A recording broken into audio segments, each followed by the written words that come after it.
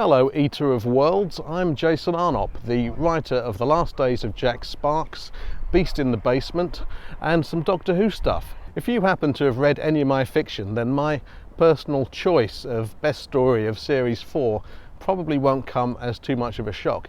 In fact, this story is in my top 5 of what we might call New Who. Series 4, I think, is really strong, and there's some fantastic gems along the way. But my favourite story of all is Midnight.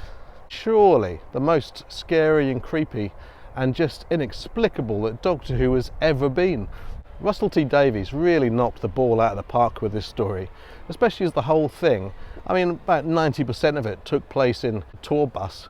The brilliant Leslie Sharp delivers an incredibly creepy performance as Skye Silvestri. The whole thing with the Doctor and Skye talking at the same time is the kind of thing that's just really creepy, and yet you can't particularly explain why it is. It just is. For some reason, Midnight reminds me of The Evil Dead. Maybe it reminds me of that playing card game. Another thing that I really love about Midnight is how scared the Doctor is. The Doctor actually panics. I think that when we watch any given Doctor Who story, we're somewhat like the Doctor's kids. You know how kids look to their parents for signs of how scary a situation is? Well, the Doctor absolutely loses it, and I think that's part of what makes Midnight such a superbly scary tale. We never get to know what that monster was. What is that creature? Was that actually a ghost? Did it possess Skye? We'll never know. We'll never know. Usually, I really don't like that kind of ambiguity because it just makes me think, okay, the writer couldn't be bothered to think about what it actually was.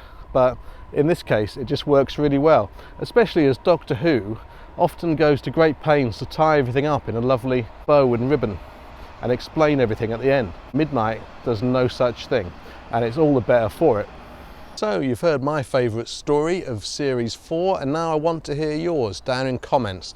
Tell me which is your favourite story and why. Thanks so much for watching. See you in the comments.